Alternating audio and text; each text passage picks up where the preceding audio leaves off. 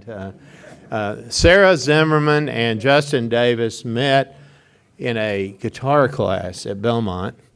They were randomly paired by a professor that just said, you two play together and perform together, and they've been together ever since, and striking matches is literally and figuratively on fire. Get it? How cool is that? I made that up myself. Yeah. And something to look forward to when all the talking's over. They'll be back and do another number for us. And I think their presence today helps to sort of get a sense of the aura of this day and of this space and of the past, the present, and the future, and all of it coming together in one place right now. And that really makes for a very, very special day. And as we go back in history to the beginning of this space as a music facility, we have to acknowledge Harold Bradley. Harold's here, right here on the front row. Harold, stand up and take a bow.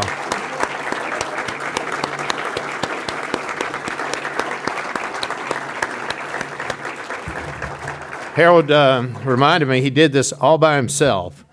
And then he said, oh, yeah, my brother Owen, that's right, was involved too. But the Bradley brothers purchased this property in 1955 and used it as a recording studio and a place to store some film equipment.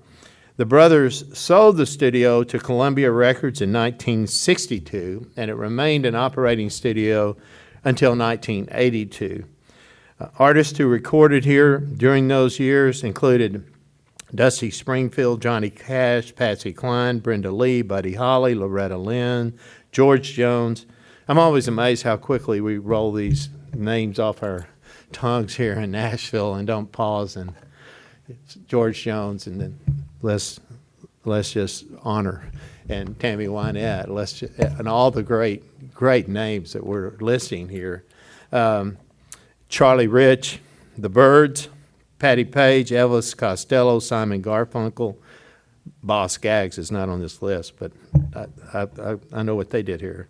And of course, famously, Bob Dylan recorded his legendary 1969 Nashville Skyline album in this space, Columbia Studio A.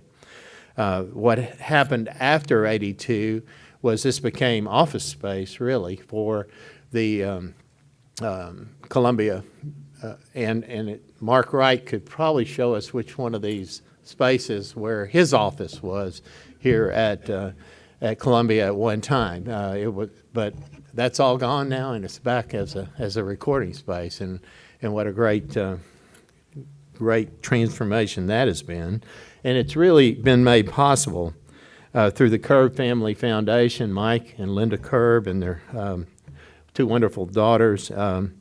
They purchased this property, and Belmont has been gradually working with them to renovate it over several years, starting with the offices that now house our songwriting program and other offices, and then the Quonset Hut, which we had a similar event back in 2011 at the Quonset Hut to reopen that space where all kinds of amazing things happened.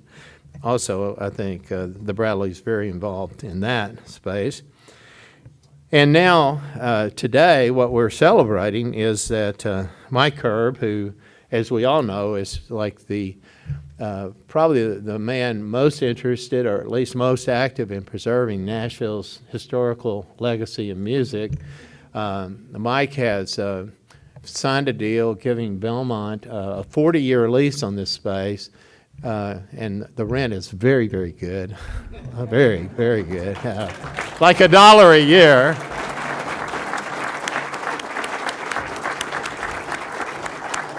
And when you run the numbers over the 40 years, this is calculates to be approximately a $10 million gift to Belmont. And Mike's done so much in the past, and we thank you for what you're doing. And Linda, thank you as well. This studio has played such an important role, and I just want to quickly recognize some people in the audience who are who had a role in that over the years and are here today. I've already mentioned Harold Bradley, Lou Bradley, who was on the Columbia staff recording engineer from 68 to 82, primarily in the Quonset hut. Lou, are you here? There he is, back in the corner. Thank you. You tell us when we're done what else we need to do to get this fine-tuned, okay?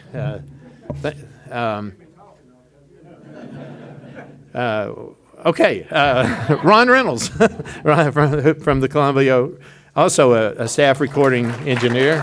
There's Ron. There he is. Thank you for being here. Jerry Kennedy.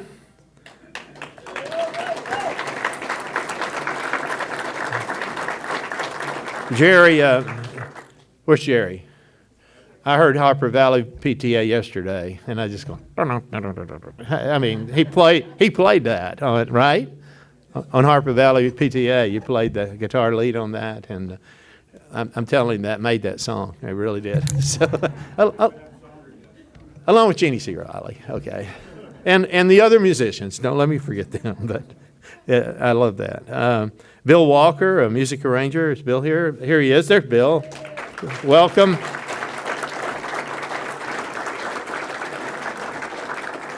Wayne Moss, who played with Bob Dylan on the I Want You and other songs.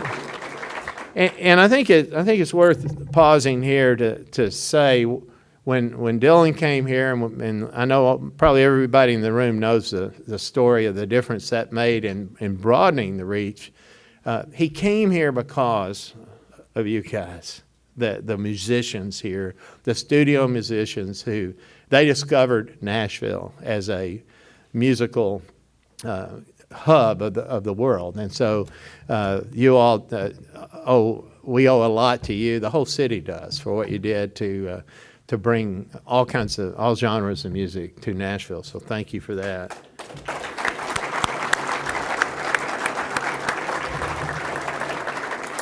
Also, from the Songwriters Hall of Fame, which of course we have a songwriting program in this, Dickie Lee and Lane Martinez. There he is. And one thing I always like to do when we build stuff is recognize the people who build it, because really we couldn't do it by ourselves. We really couldn't. Dave Rochester handled the technical audio services and the acoustical designer of both Quonset Hut and Studio A. David, are you here? Where's Dave? There he is over here. Thank you. Murray Brown from McPherson Shaw, the general contractor for the renovation of both Quonset Hut and Studio A. Murray, here somewhere? Let's clap for him anyway. He's probably still working. And of course, we have an amazing team from Belmont of studio managers, Michael Janis and Luke Gilfeather, who've been a part of this. And of course, Wes Bula, as Dean, has led this renovation. Please join me in recognizing and thanking all that.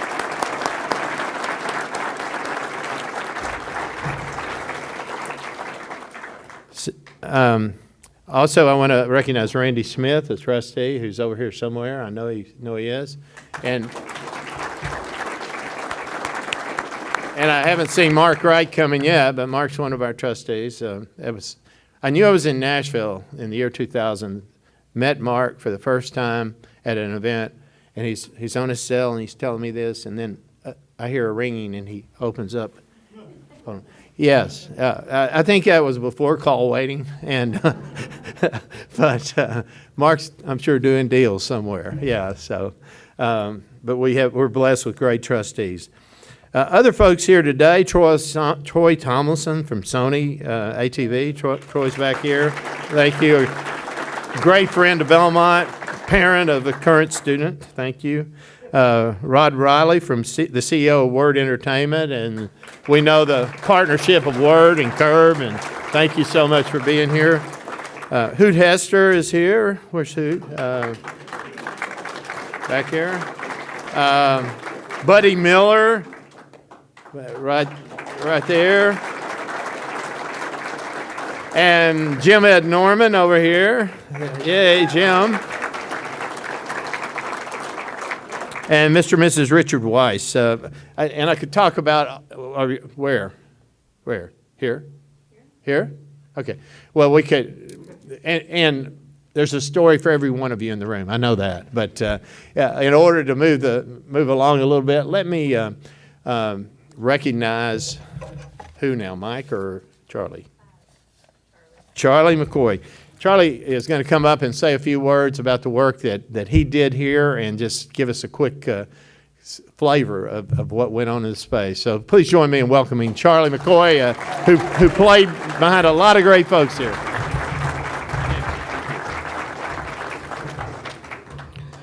Thanks. There's 4 people here I'd like to recognize because they impacted my career quite a bit. First, I came up here 18 years old, wanted to be a singer. And I was turned down because I sang rock and roll. But Owen Brantley invited me to watch a recording session. I watched a 13-year-old Brenda Lee record her first hit record. And when I watched that session and watched those musicians, I said, I don't want to sing. I want to do this. So I came back a year later to stay. Thank you for that. You made up my mind in 3 hours. The first session leader I ever worked with was Harold Bradley. I was doing demos for Cedarwood Publishing Company. And then later, he starred on my first solo record, playing lead guitar. We did a record for Cadence Records. And after that, well, the record, it kind of fizzled, and I thought, I'm through with this. I just want to be a studio musician. And then when my second session was with Roy Orbison, and they couldn't find an intro to this song. And the only one I was 20 years old, scared to death. The only one I really knew was Harold, so I walked over in secret and I said, what if I played this? And he jumps up and says, hey, Charlie's got the intro. And the song was Candyman, and after that record came out, my phone started ringing. Yeah. Thanks. And my business partner, a great studio musician, Wayne Moss, is here, and it was his curiosity about the number system that the Jordanaires were using that caused me. He asked me to explain it to him, and he and I started talking about it and writing it down in sessions, and Harold came over and said, what are you guys doing? I said, I'm explaining what the Jordanaires do, and he said, explain it to me, and after that, it went viral, Nashville number system. And then Randy Smith's here. Randy introduced me to people in Japan who have become very dear friends, and I will say that for the 21st time, I'm going back this October to play the Country Dream Festival in Kyoto. Thank you for that. Okay. So Studio A, I was invited to play guitar on a song with Bob Dylan in New York, a song called Desolation Row, on the album Highway 61 Revisited. And later I figured out that that was Bob Johnson using me to try to convince Bob Dylan to come to Nashville. Because he told me later, he said, after you left, I told Bob, I said, now, wasn't that easy? That's the way it would be if we went to Nashville. So they finally booked studio time, and Studio A, nobody here was used to the block booking a studio. You know, we'd do a 3-hour session, and that was it. And this studio had been built by Columbia because the Quonset was booked around the clock, and they figured we need another place to record in.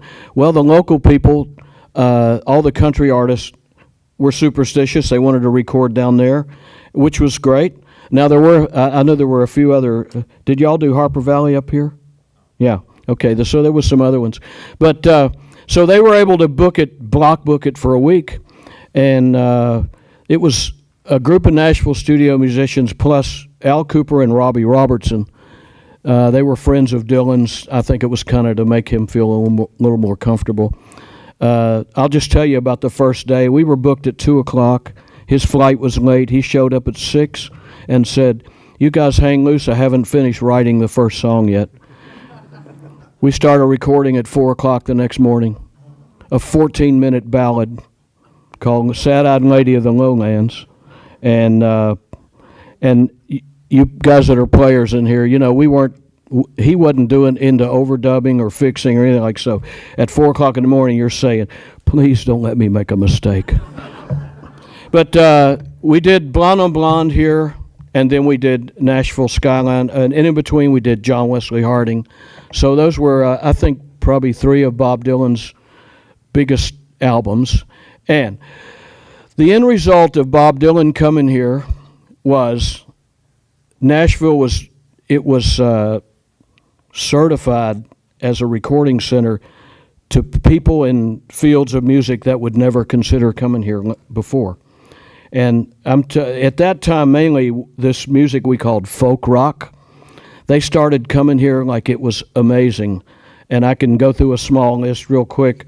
Leonard Cohen, Joan Baez, Buffy St. Marie, The Byrds, Manhattan Transfer, Peter, Paul and Mary, Simon and Garfunkel, Dan Fogelberg. I mean, the list goes on and on and on and on and on. And that all happened because Bob Dylan opened the door here.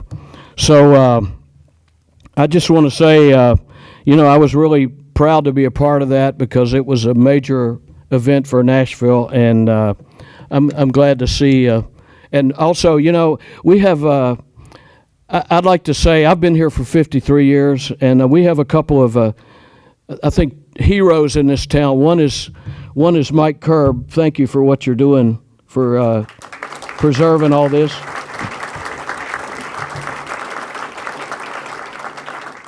And our newest hero is a young lady named Taylor Swift, who has generously supported this town. I'm really impressed by that. But anyway, I'm honored to be here today. Thank you for asking me, and glad to see a lot of folks I haven't seen in a while. And I'm still playing, by the way.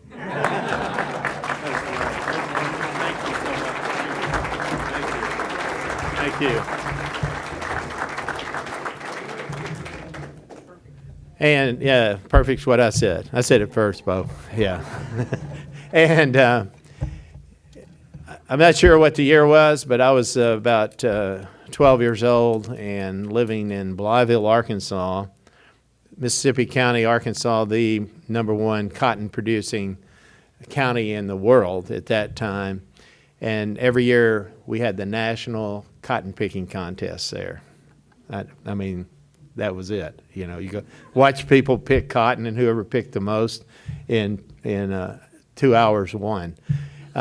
But there was a big festival around it, and I'll never forget my sisters and me going to that festival, and little Brenda Lee standing on a cotton bale singing. It was the biggest thing in my whole childhood. And I just want to welcome Brenda up here today to make some comments. Welcome.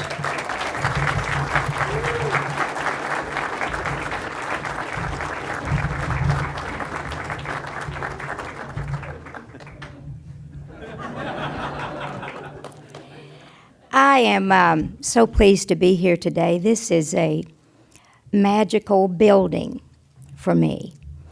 And as I look out and I see musicians here and songwriters that were a part of what I am today, it just makes my heart sing. And when I look at Harold Bradley and know the part that he played in my life, not only professionally but personally, it's just a miracle. And Harold, you were and still are a big part of mine and Ronnie's life, and as are most of these people in this room. And I started with your wonderful brother and you, Owen Bradley, I think when I was 10 years old. And Paul Cohen was my producer at that time, and Owen worked with Paul. And then, to my great fortune, Paul retired, and I got Owen. And even though I loved Paul, I knew Owen was the man for me, because even as a little girl, he respected my talent and whatever wisdom it was at the time that I had about songs. And we worked so well together. for many, many years. And one of the first sessions I did in the Quonset hut, I cut a song called Rockin' Around the Christmas Tree.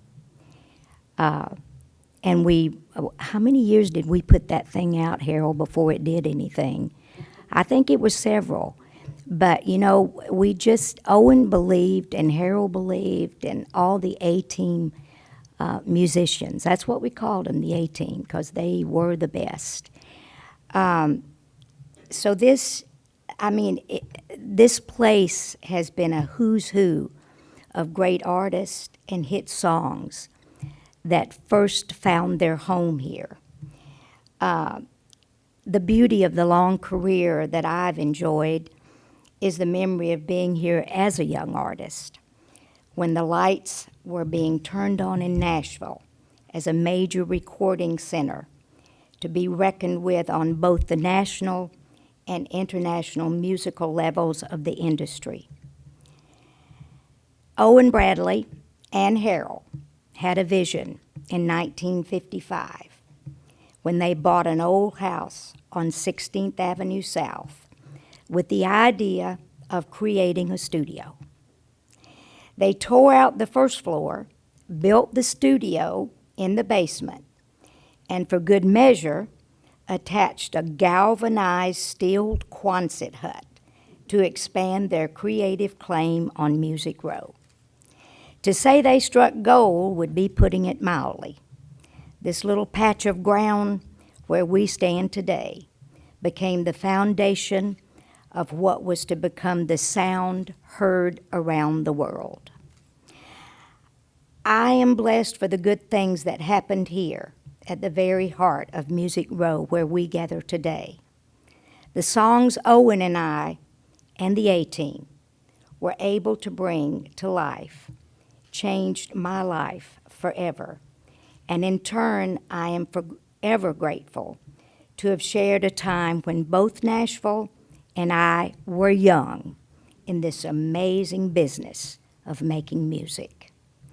Thanks to the vision of today's industry leadership, to men such as Dr. Robert Fisher, president of Belmont University, and Mike Curb, whose namesake, Curb College of Entertainment and Music Business, is unparalleled as a music industry learning resource. Thanks to them, these walls can and will talk to a new generation of young creativity that will come here to experience and learn where it all began. And for that, we can all be grateful. Thank you. That's so perfect, too. Thank you.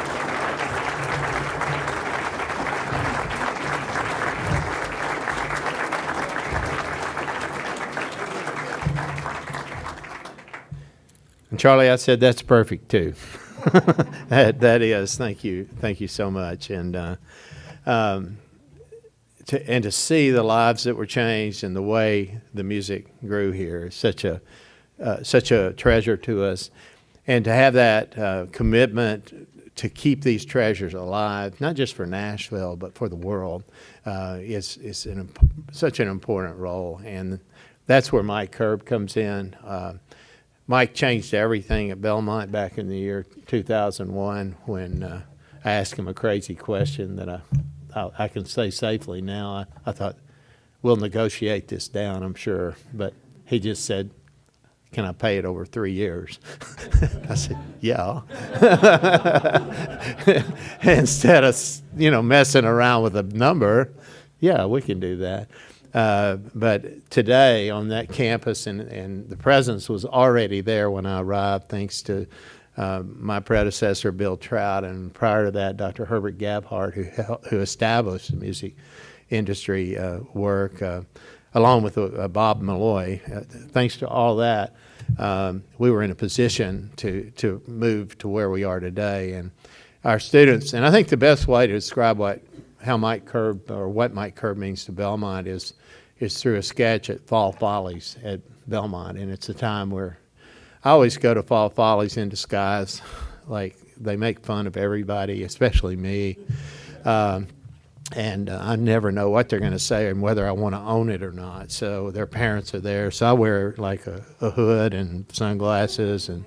But one of the sketches they did once, there's two names at Belmont that just overwhelm the campus. Jack Massey, which is a wonderful story in itself, and then Mike Curb. And it showed, this skit showed a group of students just meeting and talking for a minute and said, well, where are you headed? And they said, oh, I'm headed to Massey. And I said, yeah, me too. Let's all go. And there's like 4 students, and they all start in different directions. And then another group comes out, and they have a little conversation and said, well, where are you going next? Well, I'm going to Curb. Oh, okay, well, let's go. And they head out in 4 different directions on campus. And it is a little confusing, Mike, but we can deal with it, okay? So please welcome Mike Curb to the stage.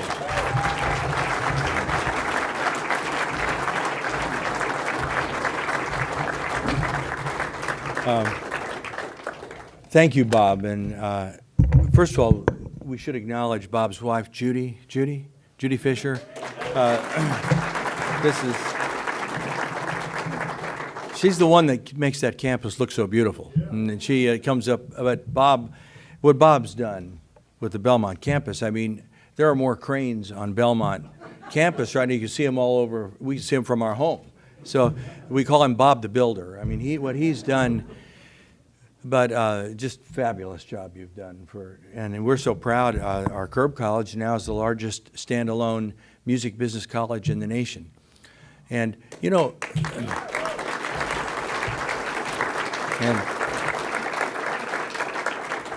and we've had Brad Paisley and Tricia Yearwood, but striking matches. That was really nice. And really nice hearing you sing a song that was recorded here.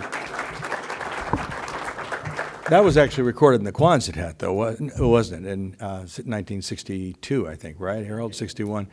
But that was another, you know, that was when Patsy was on a real roll, wasn't she? That was, I think, her 3rd single in a row, wasn't it? She had I Fall to Pieces, and anyway, Sweet Dreams, and then I think She's Not You. She's Got You.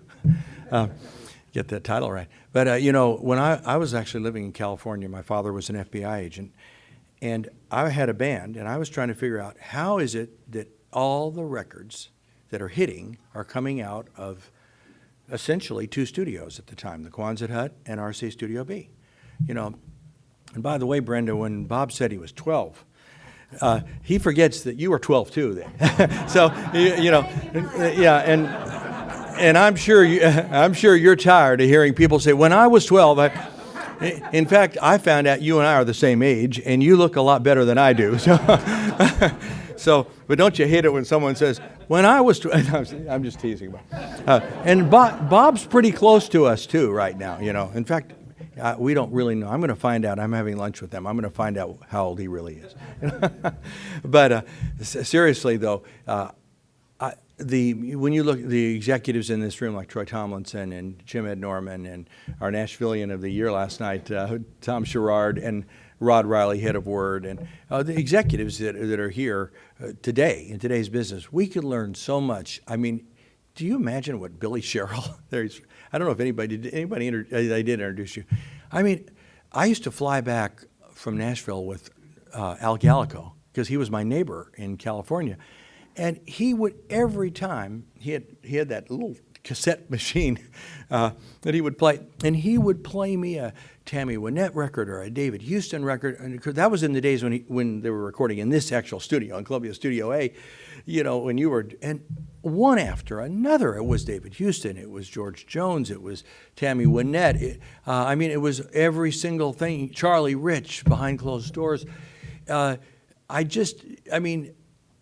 What you did in the studio, Billy, I mean, is beyond what any of us could ever dream.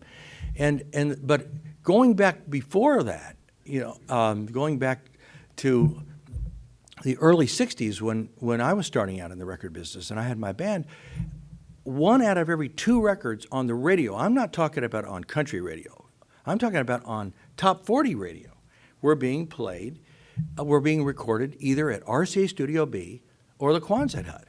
And I mean, I'm talking about Brenda Lee. I'm talking about Roy Orbison. I'm talking about Elvis Presley. I'm talking about the Everly Brothers, Johnny Horton, Marty Robbins.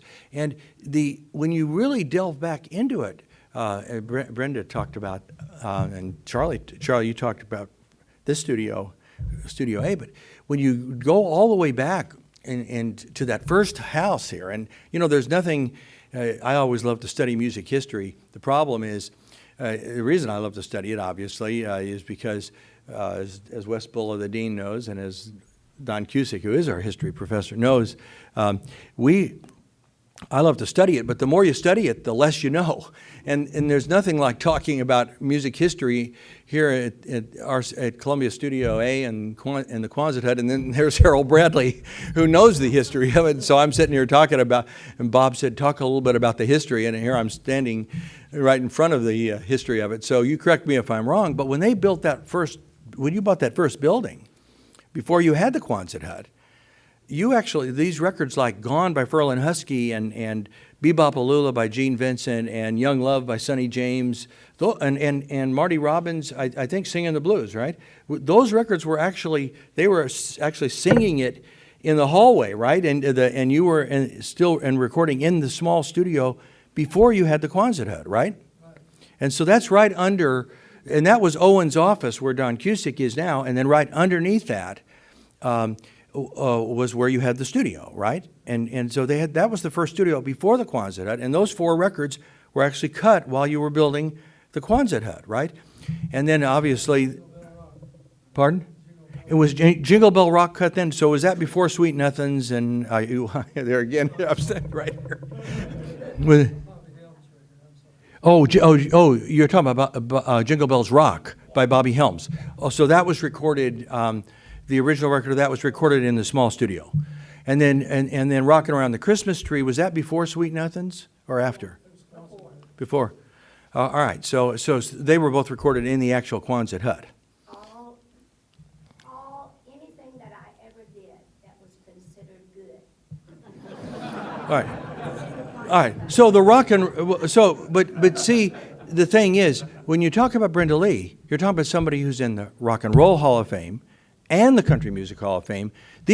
Sweet Nothings was a rock and roll hit. This was on par with Elvis. And this was big. And so was I'm Sorry. It's a ballad, but it was a major #1 record, and one after another. But the amazing thing is these records were half of the records on the radio. Well, and I'm talking about pop radio, top 40 radio, were being cut at those 2 studios, Quonset Hut and Columbia Studio A. And what we want for our students is for them to be learning what it's like to record analog. I was explaining it. I have 2 daughters. One of them learned to drive a car on a stick shift, and one of them learned to drive automatic transmission. The one that learned to drive on the stick shift, she can drive automatic and stick, so if she's in San Francisco, she's okay. The other one, if she drives in San Francisco, she's going to be in the water, right? Because you have to, if you learn on a stick shift, you really learn how to drive a car, right? And the same thing is true with analog recording. In the days of analog recording, it had to be right in the studio. So then people say, why did those records have such a great feel? And Harold played, his tic-tac bass is on more records. We tried one time to make a list of all the records. Harold has it, but it's impossible to end the list. But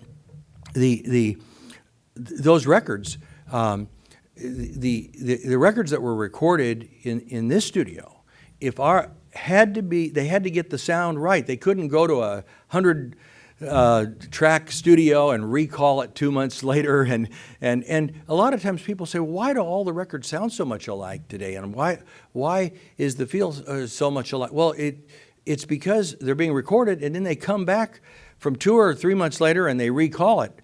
You had to get it right in the studio. You had to get it right in the actual studio. Harold invited me. I was trying to get into this place to see a session, and Harold invited me in to the Quonset Hut. And Sonny James it was 1964. Sonny James was recording. Oh my! You're the Only World I Know. And he was standing there, and the microphone for his guitar was there. the Southern Gentleman, which looked a lot like at least two of the Jordanaires, but he called them the Southern Gentleman, were standing behind him, and Sonny would walk back into the studio, and he would say to Ray, come a little bit closer to the microphone, and get that, because he wanted to emphasize the bass, because he was doing that, the sound that he was using, where the counterpart with the background singers, and it was amazing. He was making the entire record at one time, and I don't know if was it 2-track studio or was it 3-track? Yeah, okay. And so in '64, you would have been still mono, right? Yeah, so he's making, and these records and it was a great record. In fact, the record went to #1. And you invited me to come in and see it, and Sonny was so nice about it. But I just want our students to learn how to get the feel right in the studio, because it always sounds so good in the clubs. And they always say, if you like a singer in the club, wait till the next morning and hear it on tape or whatever. But the bottom line is, if you get the feel right in the studio, then it's so much easier when you're mixing it. And to try to get it through mixing and recalling and all that. So that was really the whole motivation for buying this building and buying RCA Studio B.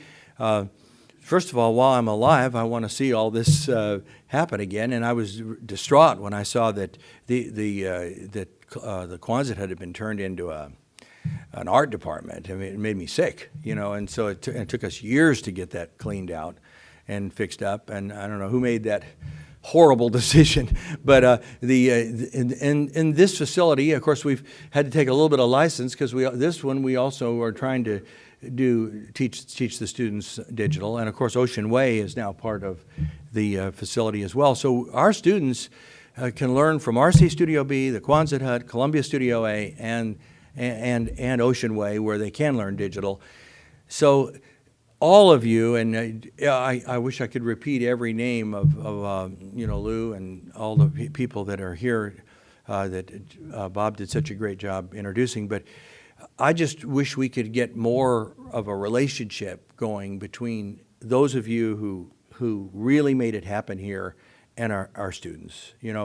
Imagine, Charlie, what you could teach these students. And one of the dreams we have, and we've done it, haven't we, Bob, with the little writers in the round section.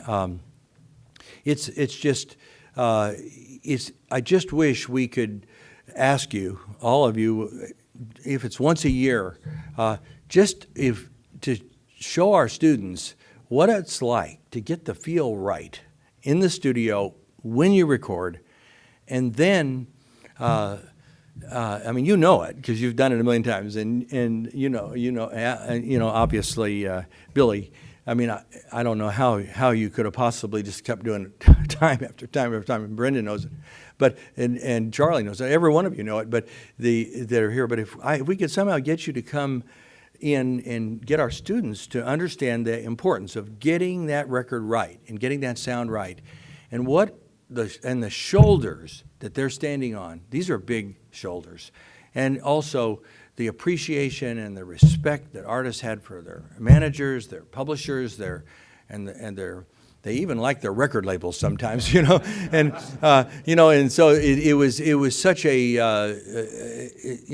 it was such a wonderful time, and it's something that we strive every day. We spend every day, don't we, Jim Ed?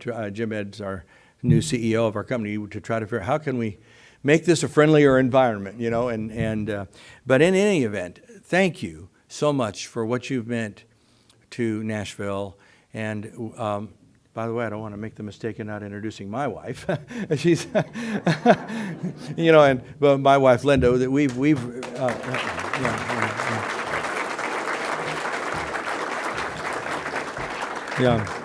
she's been on this 40-year. My journey's been a 50-year journey. I started this when I was a teenager, like Brenda did. But she won't let me say 50-year, but I can say 40-year, can I? We've been on a 40. She says, you always make me sound old when you say 50-year. So for 40 of the 50 years of my journey, I've been lucky enough to have Linda, and we have enjoyed. There's nothing we have enjoyed more than being able to give back. I do want the dollar, though, because we have to have it for tax purpose. But, and you know, I want to say I've never received, we let Bob have this for $1 a year, and we've never received the dollar. And it's, can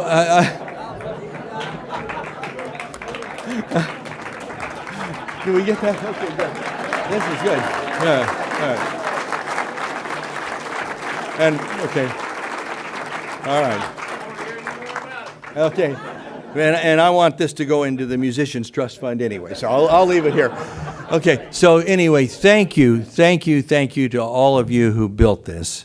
And please share your vision. Let us call you to share your vision with our students.